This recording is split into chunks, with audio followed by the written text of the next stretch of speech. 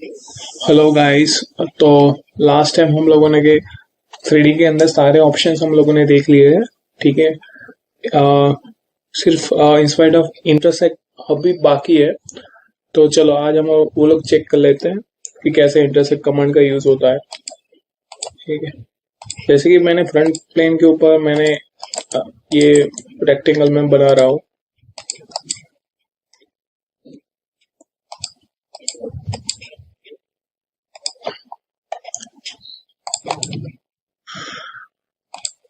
ठीक है। ये एक रेक्टेंगल है। अभी रेक्टेंगल को मेरे को यहाँ से कोई अनइवन शेप के अंदर इसका दो पार्ट के अंदर मेरे को डिवाइड करना है।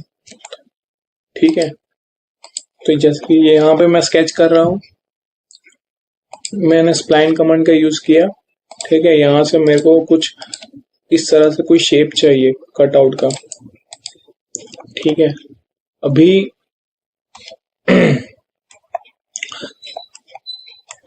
यहाँ पे जैसे कि मैं एक सरफेस जनरेट कर रहा हूँ।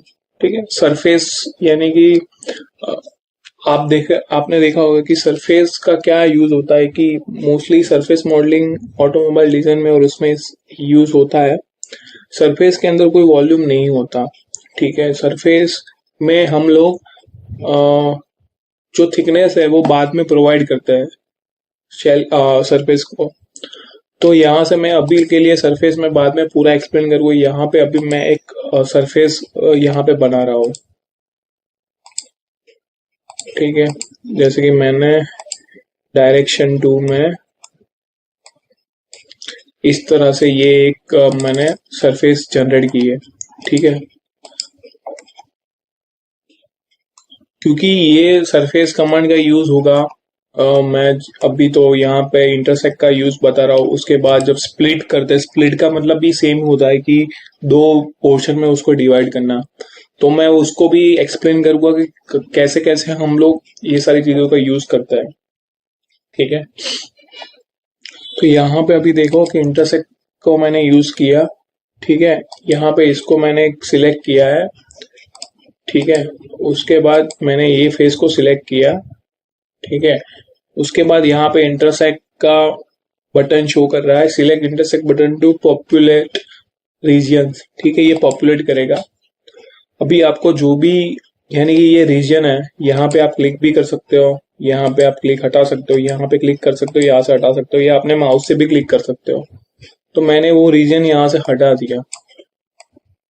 ठीक है। और फिर मैंने यहाँ पे ओके कर दिया। मेरे को ये नहीं चाहिए तो मैं यहाँ से हाइड कर दूंगा।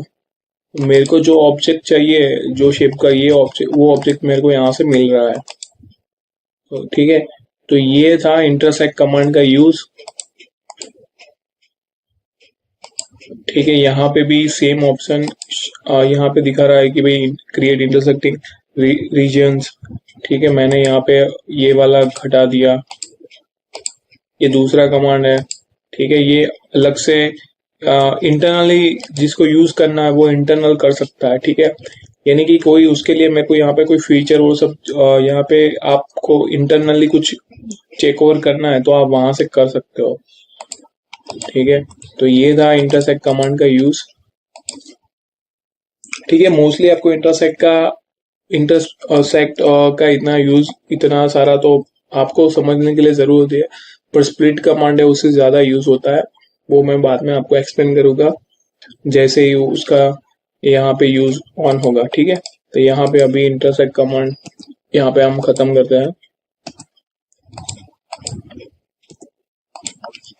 ठीक है। बॉस एक्सट्रूड कमांड था। मैंने जैसे कि आपको ये सारी चीजें डिलीट की, कंट्रोल Z, मैं एक बार फिर से बता रहा हूँ आप। ठीक है। चलो, यानी कि आप जो ये ट्री है पूरा, ठीक है, ये ट्री है, ये ट्री के अंदर आप जो भी फर्स्ट आप डिलीट करोगे तो उसके नीचे वाला जो भी हिस्सा होगा, ठीक है, वो अपने आप ही डिलीट हो जाएगा। तो आपको एक एक करने की जरूरत नहीं है, आपको सिर्फ पहला डिलीट कर देना है तो अपने आप ही सारा डिलीट हो जाएगा। ठीक है। अभी हम लोग मोस्टली हमारा जो 3D मॉडलिंग में क्या क्या चीजें, क्या क्या फीचर्स है वो हम लोगों ने सीख ली है। मैंने आपको बताया था कि सॉलिडवर्क्स के अंदर mostly weldment, sheet metal, surface और मोल्ड टूल्स, ठीक है, इन चीजों का यूज होता है, ठीक है ना। तो अभी हम लोग ये सारी जो अलग चीजें, जैसे कि ये फीचर बार है, ये प्रॉपर्टी बार है, ठीक है, कॉन्फ़िगरेशन मैनेजर है, ये सारी चीजों का कैसे यूज होता है वो सारी चीजें अभी हम लोग देख लेते हैं, बिकॉज ये सारी चीजें अभी ये बेसिक 3D मॉडलिंग था। अभी आगे हम लोग जो सीखने वाले हैं वो एडवांस में होगा, ठीक है, एडवांस में 3D मॉडलिंग होगा। तो इन सारी चीजों के लिए आपको ये सारे फीचर्स, फिर यहाँ पे जो फीचर्स है, सारे फीचर्स को समझना जरूरी है, ठीक है। हाइड शो आइटम्स है, वो क्या है वो मैं आपको बता दूंगा।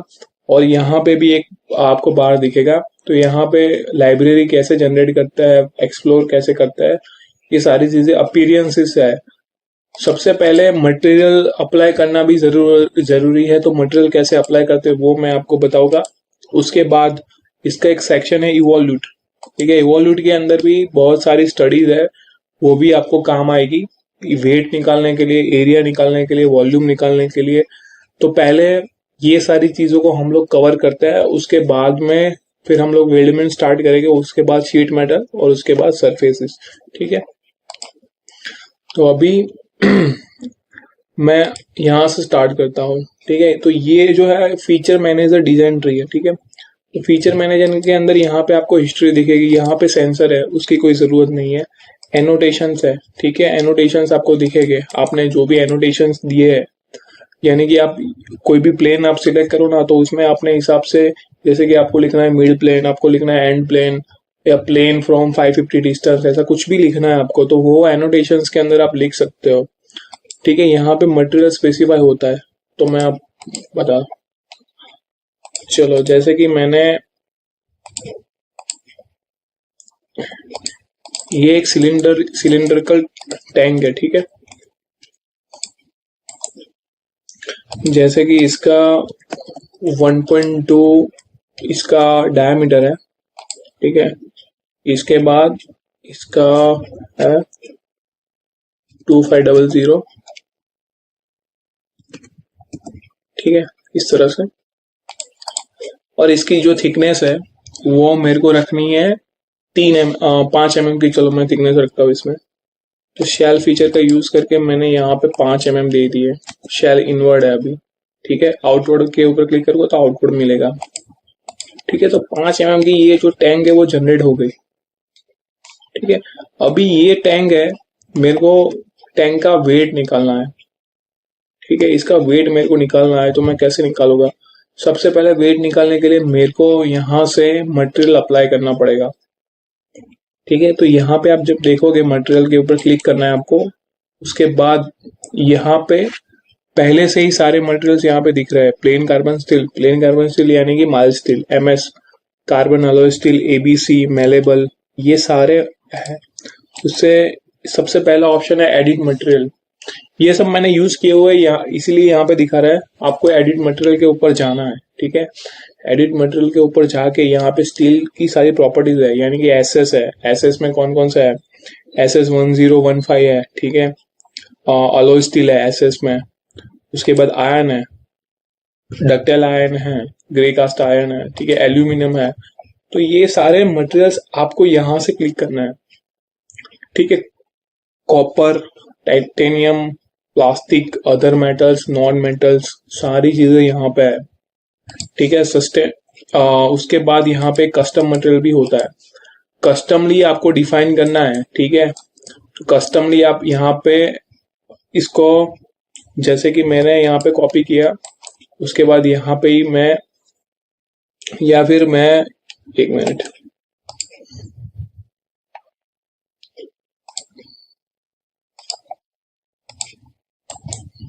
ठीक है, यहाँ पे कस्टम मटेरियल है ना, वहां पे मैं जैसे कि यहाँ पे न्यू कैटेगरी करता हूँ, तो मेरे को यहाँ पे चाहिए SS, जैसे कि मेरे को चाहिए 304, ठीक है, या फिर दूसरा कोई भी मटेरियल चाहिए मेरे को XYZ, ठीक है।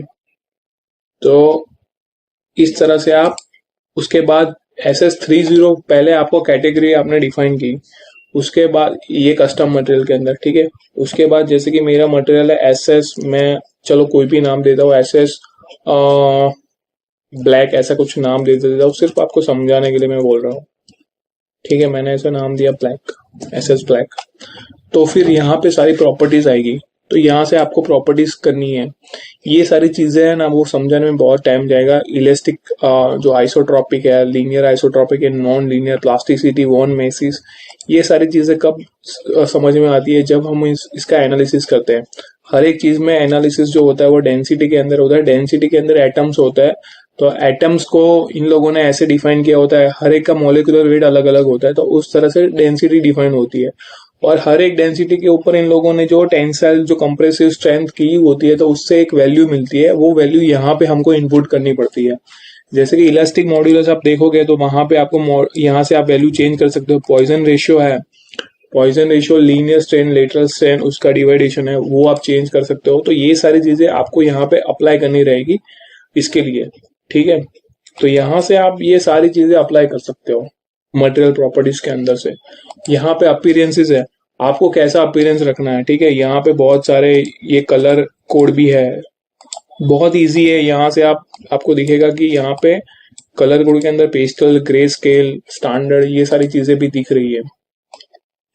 ठीक है, प्लास्टिक में ये सारी चीजें, आपको कोई भी चीज अप्लाई करनी हो, ठीक है, आपने कोई मटेरियल बनाया, वो जिंक, यानी कि उसके अंदर वो जिंक से जुड़ा हुआ है, या जिंक का प्रॉपर्टी उसके अंदर ज्यादा है, उसका कलर कुछ ऐसा दिख रहा है पॉलिश जिंक के जैसा, तो वो आप कॉपी पेस्ट करके उसका अपीयरेंस आप चेंज कर सकते हो। जैसे कि मैंने यहाँ पे अप्लाई कर दिया, तो वो जो कलर है, ठीक है, मैंने SS ब्लैक किया, तो जो कलर था, तो ये कलर यहाँ पे क्रिएट हो गया।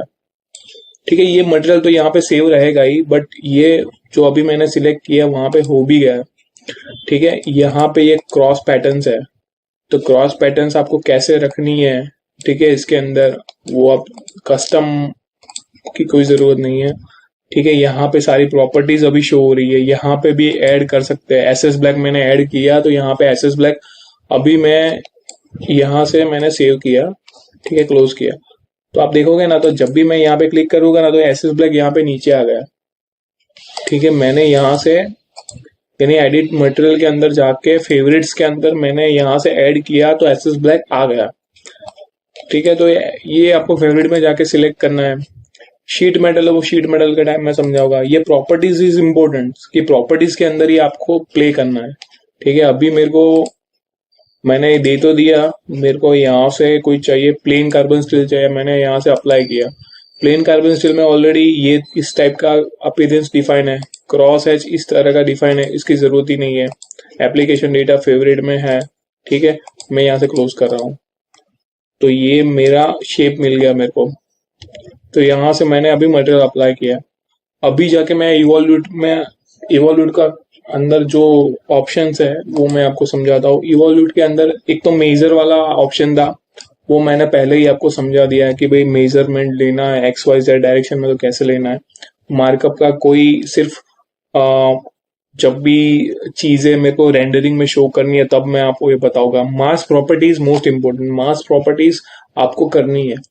मास प्रॉपर्टीज के अंदर भी बहुत सारे ऑप्शन है। मास प्रॉपर्टीज आपको वॉल्यूम, एरिया, ये सारी चीजें आपको मास प्रॉपर्टी से ही मिलेगी। मास प्रॉपर्टी के अंदर मैंने क्लिक किया, मैंने यहाँ पे क्लिक किया, यानी कि ये जो पोर्शन है पूरा यहाँ पे ब्लैक हो गया। ठीक है, तो यहाँ पे ये अभी शो हो रही है प्रॉपर्टीज की। मेरे को यहाँ से पहले रिकैलकुलेट करोगे तो ये रिफ्रेश हो जाएगा। रिकैलकुलेट का कोई मतलब नहीं है, वो रिफ्रेश करने के लिए। ठीक है, तो यहाँ पे आप देखोगे तो इंक्लूड हिडन बॉडीज, तो यानी कि ये बॉडी के अंदर भी आपने कोई दूसरी बॉडी बनाई, उसको आपने हाइड करके रखी है। हाइड आपने क्योंकि आपको जरूरत नहीं है, तो उस यहाँ पे ऑप्शन ये बता रहा है कि हाइड की हुई बॉडी है उसका भी वेट आपको चाहिए या नहीं चाहिए। तो इसके लिए ये हिडन प्रॉपर्टीज वाला है। क्रिएट सेंटर मास, तो यहाँ पे एक सेंटर ऑफ मास जो बोलते हैं वहां पे वो क्रिएट हो जाएगा। कभी कभी क्या होता है कि रेक्टेंगल, सर्कुलर, ये सारे सेंटर ऑफ मास बहुत ही बेसिक चीज है, वो आपको यहाँ पे दिख जाएगा। ठीक है, शो वेल्ड मास, वेल्ड बेड मास, यानी कि आप वेल्डिंग करते हो ना, तो वो वेल्डिंग के लिए फील, वो सब चीजें मैं आपको वेल्डमेंट्स में बताऊंगा। वेल्डिंग करते हो ना, तो एक वेल्डिंग जैसे कि 4 mm 4x4 का वेल्डिंग किया, 5x5 जो भी वेल्डिंग किया, वो मास, उसका भी मास निकलता है, तो वो सिर्फ यहाँ पे जनरेट होता है। तो इसकी कोई ज्यादा जरूरत नहीं है अभी। ठीक है, तो ये 3 चीजें थी। ठीक है, ठीक है। उसके बाद यहाँ पे आप ऑप्शंस में जाओ, तो ऑप्शंस में क्या है कि साइंटिफिक नोटेशन है कि आपको जो साइंटिफिक नोड में चाहिए, यानी कि जैसे कि साइंटिफिक नोड में ई, जैसे कि हम लोग लिखते हैं कि 10⁵, तो वहां पे वो सारे नोटेशंस आपको चाहिए, तो उसके लिए साइंटिफिक नोटेशन का यूज होता है। बहुत ही इजी है, आप देख लेना। यहाँ पे एक्यूरेटी लेवल है कि कितना रखना है। ठीक है, फास्टर और हायर एक्यूरेटी लेवल।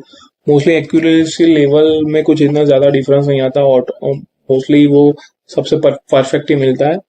ठीक है, इसका डेंसिटी बता रहा है। ये डेंसिटी किसका है, तो ये प्लेन कार्बन स्टील का डेंसिटी है, तो इसको वो हम चेंज नहीं कर सकते, यहाँ पे वो प्री डिफाइंड रहेगा। यहाँ पे हम कस्टम सेटिंग्स है, ये डॉक्यूमेंट सेटिंग है। डॉक्यूमेंट में कौन सा सेटिंग है कि तो एमएम में है, ग्राम में है, मिलीमीटर क्यूब है, और डेसिमल प्लेस में 2 है। मैं कस्टम सेटिंग में जाता हूँ। कस्टम सेटिंग में मेरे को ग्राम में से मेरे को केजी में करना है।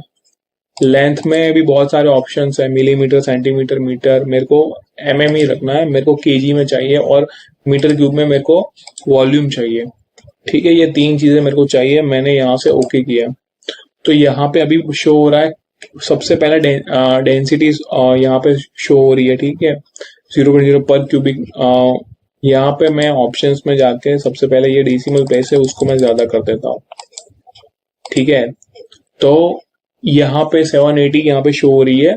ठीक है, केजी पर क्यूबिक मिलीमीटर में, तो इसीलिए बहुत कम शो हो रही है। आप मीटर क्यूब में वैसे रखोगे, वो उसका यूनिट यहाँ पे चेंज करोगे, इसकी कोई जरूरत नहीं है। ठीक है, ये प्री डिफाइंड है सबसे पहली चीज।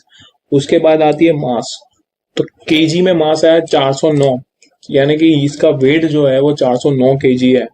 ठीक है, इसका जो वॉल्यूम है क्यूबिक मिलीमीटर में, मेरे को जैसे कि मीटर में रखो, मीटर क्यूब में, तो क्यूबिक मीटर में इतना आ रहा है 0.0524।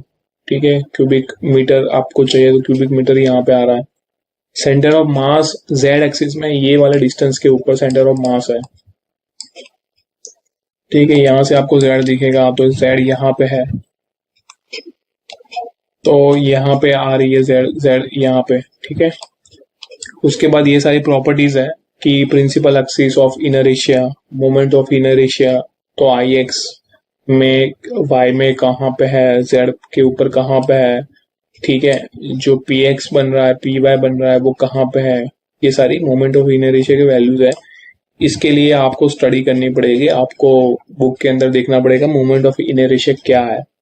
ठीक है, मोमेंट ऑफ इनरेशिया में एल एक्सिस क्या है, वाई वाई क्या है, जेड जेड एक्सिस क्या है, ये सारी चीजें यहाँ पे शो करेगा। ठीक है, तो ये सारी चीजें आप देख लेना। आपको प्रिंट करनी है, आप यहाँ पे प्रिंट कर सकते हो, कॉपी कर सकते हो। ठीक है, ये सारी चीजें आप यहाँ से कर सकते हो। ऑप्शन में जाके आपको सारी चीजें चेंज करनी है, वो मैंने अभी बताया। एक्यूरेसी लेवल आपको हायर करना है, आप हायर कर दो। ठीक है, रिकैलकुलेट करो। यहाँ पे 409 बता रहा था, अभी भी 409 ही बता रहा है। बहुत माइनर सा, एकदम मिनिस्कल डिफरेंस आता है। ठीक है, आपने यहाँ पे वेल्ड तो कहीं पे बताया नहीं, वेल्डिंग का मैंने यहाँ पे बताया नहीं अभी, तो कोई चेंज नहीं हुआ है। ठीक है, तो इस हिसाब से आप चेंज कर सकते हो सारी चीजें। ठीक है, मास, वॉल्यूम, सरफेस एरिया, आपको बाहर का जो सरफेस कितना स्क्वायर मीटर का सरफेस एरिया है, वो सरफेस एरिया भी आप यहाँ से देख सकते हो। ठीक है गाइस, तो अभी आपको वेट, एक तो वेट कैसे करना है, मटेरियल कैसे अप्लाई होना है, मटेरियल के अंदर कौन सी कस्टमाइज करना है, वो आपको पता चल गया। यहाँ पे आप देखोगे तो सेंटर ऑफ मास के ऊपर मैंने क्लिक किया था, तो सेंटर ऑफ मास यहाँ पे दिखा रहा है कि यहाँ पे है सेंटर ऑफ मास इसका।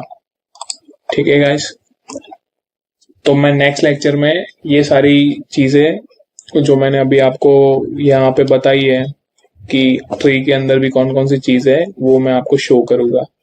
ठीक है, चलो गाइस, नेक्स्ट लेक्चर में हम लोग मिलते हैं फिर। बाय।